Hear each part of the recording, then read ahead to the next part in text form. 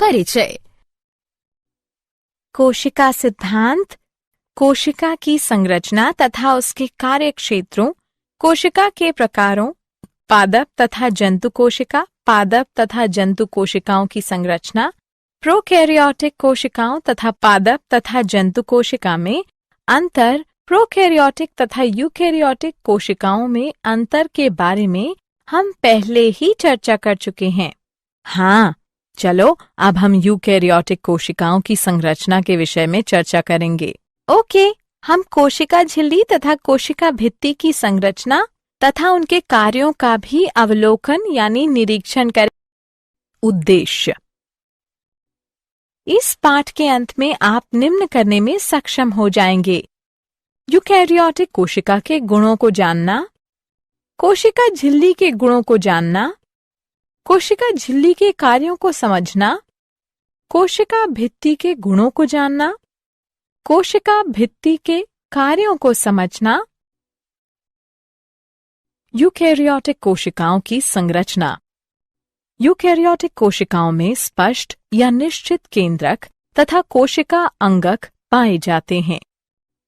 ये कोशिकाएं शैवाल यानी साइनोबैक्टीरिया को छोड़ करके कई समूहों में कवक, फंजाई तथा अन्य पौधों तथा जंतुओं में पाई जाती है। एक विशिष्ट यूकैरियोटिक कोशिका में एक कोशिका झिल्ली, केंद्रक तथा जीव द्रव्य पाया जाता है।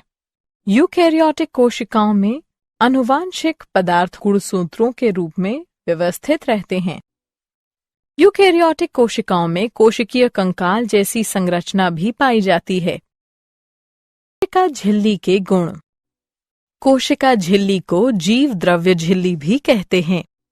यह एक जैविक झिल्ली है जो कि कोशिका यानी जीवित कोशिका के आंतरिक भाग को बाह्य वातावरण यानी निर्जीव परिवेश से पृथक करती है। कोशिका झिल्ली में कार्बोहाइड्रेट के साथ साथ लिपिड तथा प्रोटीन भी उपस्थित होते हैं। सबसे प्रचुर मात्रा में पाए जाने वाले लिपिड फॉस्फोलिपिड होते हैं। झिल्लियों में लिपिड तथा प्रोटीन के अणु असहसंयोजक बंधों द्वारा जुड़े होते हैं। लिपिड अणु सतत द्विक यानी दोहरी परत जो कि लगभग 4 से 5 मिलीमीटर मोटी होती है के रूप में व्यवस्थित होते हैं। तरल किरमीर नमूना। तरल किरमीर नमूना जैविक झिल्लियों में फॉस्फोलिपिड तथा प्रोटीन के क्रम की व्याख्या करता है जो कि 1972 में S.L. सिंगर तथा जी निकोलसन ने प्रतिपादित किया था। जैव झिल्लियां 2 विमीय तरल द्रव्य के रूप में मानी जा सकती हैं, जहां सभी लिपिड तथा प्रोटीन अणु कम या अधिक आसानी से विसरित होते हैं। लिपिड झिल्ली के अंदर व्यवस्थित होते हैं जिनका जल स्नेही ध्रुवीय सिरा बाहर की ओर व जल भीरू पुच्छ सिरा अंदर की ओर होता है। इससे सुनिश्चित होता है कि संतृप्त हाइड्रोकार्बन की बनी हुई अध्रुवीय पुच्छ जलीय वातावरण से सुरक्षित रहती है। लिपिड दोहरी परत जल स्नेही यानी हाइड्रोफिलिक सिरे तथा जल भीरू हाइड्रोफोबिक पुच्छ का विन्यास ध्रुवीय अणुओं उदाहरण अमीनो अम्लों, न्यूक्लिक अम्लों, प्रोटीनों, कार्बोहाइड्रेटों तथा आयनों के विसरण द्वारा झिल्ली के पार जाने को रोकता है, किंतु सामान्यतः जल भीरू हाइड्रोफोबिक अणुओं के निष्क्रिय विसरण की अनुमति देता है। झिल्ली प्रोटीनों का एक समूह प्रत्येक झिल्ली से जुड़ा होता है जो कि झिल्ली को उसकी विशिष्ट गतिविधियों को करने में सक्षम बनाता है। झिल्ली प्रोटीनों को 2 विस्तृत श्रेणियों यानी वर्गों में वर्गीकृत किया जा सकता है: अंगभूत यानी आंतरिक तथा परिधीय यानी बाह्य प्रोटीन। अंगभूत यानी आंतरिक झिल्ली प्रोटीनों में 1 या 2 खंड या भाग होते हैं जो कि फॉस्फोलिपिड में अंतःस्थापित गड़े हुए होते हैं। इनसे 1 या अधिक वसा अम्ल की श्रृंखलाएं सहसंयोजक बंध के रूप में जुड़ी हुई होती हैं जो कि झिल्ली में उन्हें एक लंगर यानी आश्रय के रूप में सहायता प्रदान करती हैं। परिधीय बाह्य झिल्ली प्रोटीन फॉस्फोलिपिड द्विक परत की जल रोधी हाइड्रोफोबिक मूल के साथ संपर्क नहीं बनाती है। इसके बजाय वे अंगभूत यानी आंतरिक झिल्ली प्रोटीनों के साथ अप्रत्यक्ष रूप से जुड़ी होती है। ये प्रोटीन झिल्ली से झिल्ली के कोशिक द्रव्य वाली तरफ विभिन्न तरीके से संपर्क स्थापित करती हैं। कुछ प्रोटीन साइटोपंजर यानी साइटोस्केलेटन से संयोजित होती हैं। झिल्ली के बाह्य तरफ कुछ झिल्ली प्रोटीन झिल्ली बाह्य कोशिकीय जालीदार मैट्रिक्स के तंतुओं से संयोजित होती हैं। कोशिका झिल्ली के कार्य। कोशिका के अवयवों को धारण करना। कोशिका झिल्ली अर्धतरल जीव द्रव्य अवयवों को धारण करती है। वैयक्तिकता पृथकत्व। जीव द्रव्य कला कोशिका के आकार तथा वैयक्तिकता को बनाए रखती है। सुरक्षा। जीव द्रव्य कला जंतु कोशिका को आघात से सुरक्षित रखती है।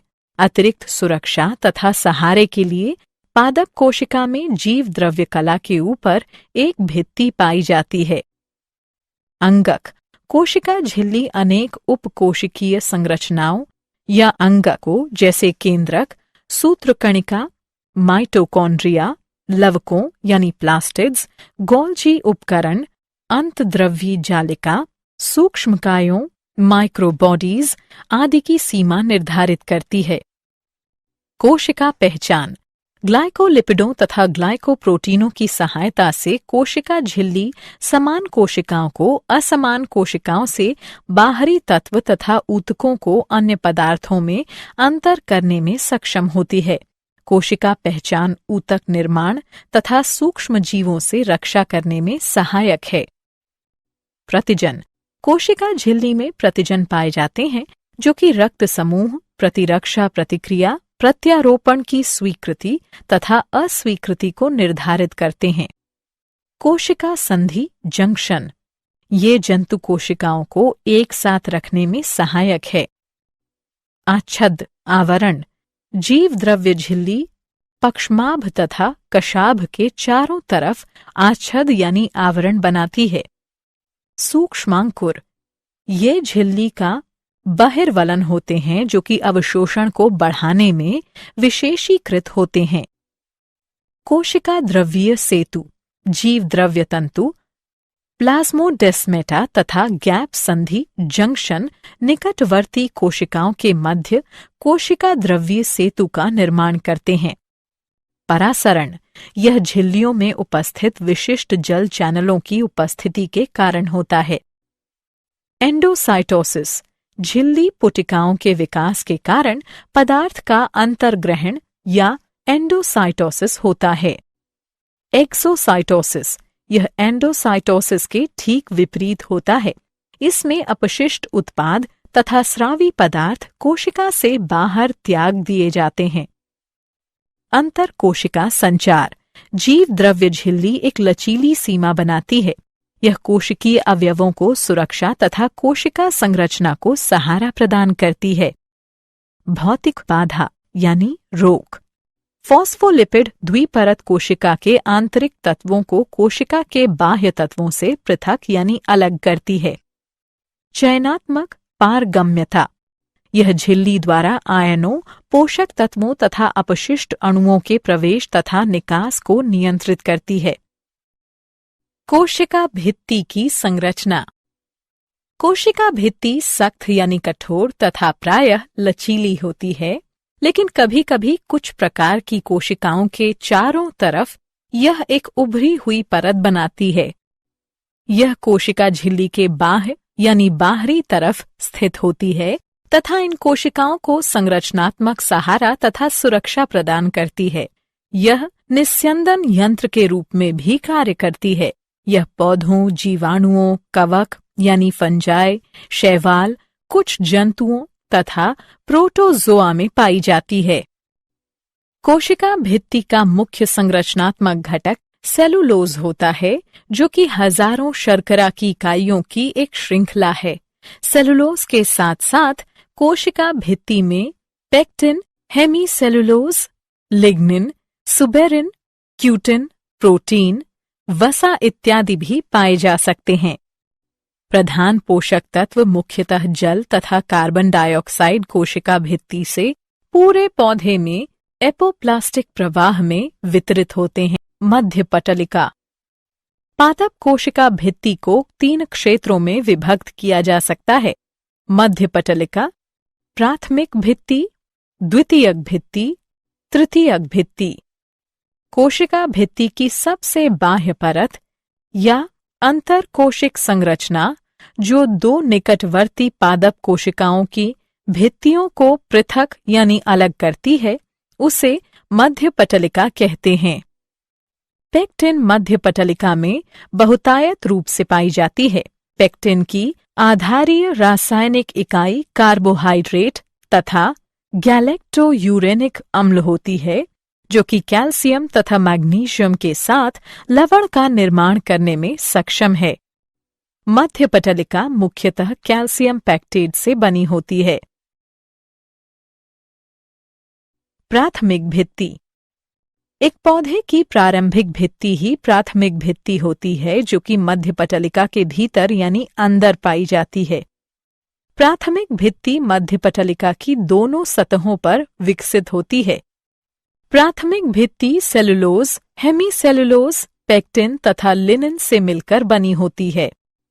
अधिकतर पादप कोशिकाओं की प्राथमिक भित्ति अर्धपरागम्य होती है, जो कि 30 से 60 किलो डाल्टन वाले छोटे अणुओं अथवा प्रोटीनों को ही पार जाने की अनुमति देती है। द्वितीयक भित्ति। द्वितीयक भित्ति प्राथमिक भित्ति के ऊपर पाई जाती है, जो कि मोटी, कठोर, पारगम्य होती है। यह जीव द्रव्य झिल्ली या तृतीयक भित्ति के समीप स्थित होती है तथा मुख्यतः सेलुलोज, हेमीसेलुलोज, जाइलिन, लिग्निन आदि से मिलकर बनी होती है। कुछ कोशिकाओं में द्वितीयक भित्ति लिग्निन के साथ मिश्रित होकर काष्ठ यानी लकड़ी का निर्माण करती है। लिग्निन एरोमेटिक यौगिक का एक जटिल बहुलक यानी पॉलीमर तथा काष्ठीय ऊतकों का मुख्य घटक है। कुछ कोशिकाओं में द्वितीयक भित्ति सुबेरिन के साथ मिश्रित होकर कॉर्क का निर्माण करती है तथा इसे जल के प्रति अगम्य बनाती है। तृतीयक भित्ति। वाहिनिकाओं में तृतीयक भित्ति द्वितीयक भित्ति के नीचे स्थित होती है। तृतीयक भित्ति एक विशेष जाइलिन युक्त भित्ति परत है, जो कि कुछ जिम्नोस्पर्म की तन्य काष्ठ में द्वितीयक भित्ति के अंदर जमाव से निर्मित होती है। तृतीयक भित्ति रासायनिक तथा रंजन दोनों द्वारा विभेदित होती है। कोशिका भित्ति के कार्य। कोशिका भित्ति का मुख्य कार्य दाब रिक्तिका यानी झिल्ली की भांति कार्य करना है। जब जल कोशिका में प्रवेश करता है तो यह अधिक फैलाव यानी विस्तार को रोकती है। चयनात्मक पारगम्यता। यह झिल्ली से आयनों, पोषक तत्वों तथा उत्सर्जी अणुओं के प्रवेश तथा निकास को नियमित करती है। यह पादप कोशिका की आकृति को निर्धारित करती है तथा कोशिकाओं के शुष्कीकरण को भी रोकती है। जीव द्रव्य तंतु संयोजन कोशिकाओं के मध्य पदार्थों के गमन में सहायता करते हैं। जीव द्रव्य तंतु द्वारा जुड़ी हुई कोशिकाएं एक तंत्र सिम्प्लास्ट का निर्माण करती हैं।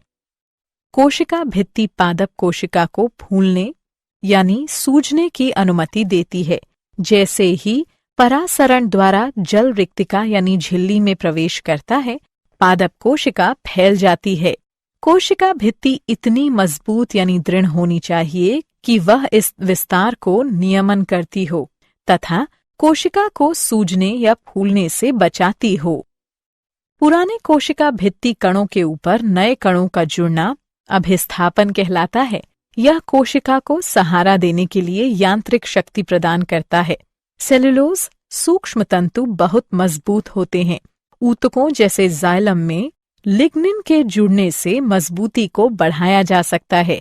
कोशिकाओं जैसे कोलेनकाइमा में कोशिका भित्ति में यांत्रिक शक्ति को बढ़ाने के लिए अतिरिक्त ग्लूकोज जुड़ जाता है।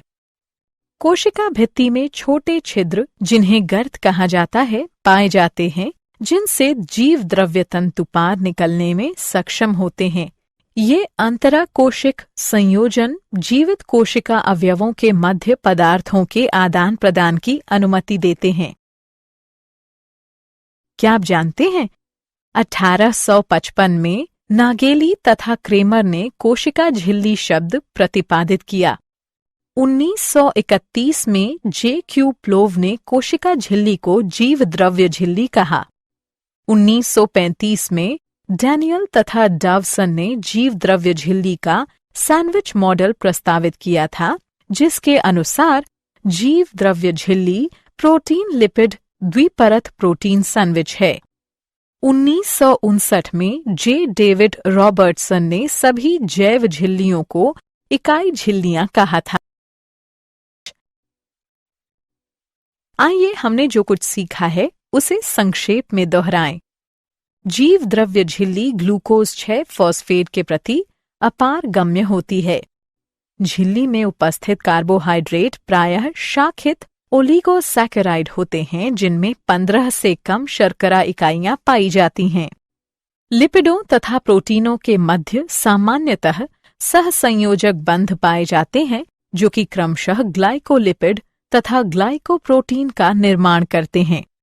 जीव द्रव्य झिल्ली चयनात्मक पारगम्य होती है तथा कई अणुओं के परिवहन की सुविधा मुहैया कराती है। जीव द्रव्य झिल्ली कार्बोहाइड्रेट के साथ साथ लिपिड तथा प्रोटीन से मिलकर बनी होती है। लिपिड झिल्ली के अंदर व्यवस्थित होते हैं, जिनका जल स्नेही ध्रुवीय सिरा बाहर की ओर व जल भीरू पुच्छ सिरा अंदर की ओर होता है। इससे सुनिश्चित होता है कि संतृप्त हाइड्रोकार्बन की बनी हुई अध्रुवीय पुच्छ जलीय वातावरण से सुरक्षित रहती है। सिंगर तथा निकोलसन ने जीव द्रव्य झिल्ली का नवीनतम मॉडल यानी नमूना तरल कार्मीर नमूना प्रतिपादित किया है। तरल कार्मीर नमूने के अनुसार जीव द्रव्य झिल्ली फॉस्फोलिपिड अंगभूत यानी आंतरिक प्रोटीन तथा परिधीय यानी बाह्य प्रोटीन से मिलकर बना होता है। प्रोलीन कोशिका झिल्ली का घटक नहीं है। जीव द्रव्य झिल्ली परासरण नियमन में सहायता करती है। जीव द्रव्य झिल्ली एकल लिपिड परत तथा 2 प्रोटीन परतों से मिलकर बनी होती है। कोशिका झिल्ली में प्रोटीन P तथा लिपिड L का सही क्रम PLLP होता है। जीव द्रव्य झिल्ली में लिपिड अणु समानांतर व्यवस्थित होते हैं। ग्लाइकोलिपिडों तथा ग्लाइकोप्रोटीनों की सहायता से कोशिका झिल्ली समान कोशिकाओं को असमान कोशिकाओं से बाहरी तत्व तथा ऊतकों के अन्य पदार्थों में अंतर करने में सक्षम होती है। डेस्मोसोम द्वारा 2 जंतु कोशिकाएं एक दूसरे से जुड़ी होती हैं। कोशिका का भक्षण करना कोशिका भक्षण यानी फैगोसाइटोसिस कहलाता है। जीव द्रव्य झिल्ली पर ग्राही उपस्थित होते हैं, जो कि संदेशों या सिग्नलों की पहचान तथा प्रतिक्रिया करते हैं। जीव द्रव्य झिल्ली एक लचीली सीमा बनाती है। यह कोशिकीय अवयवों को सुरक्षा तथा कोशिकीय संरचना को सहारा प्रदान करती है। फॉस्फोलिपिड द्विपरत कोशिका के भीतर तथा बाहर के तत्वों को पृथक करती है।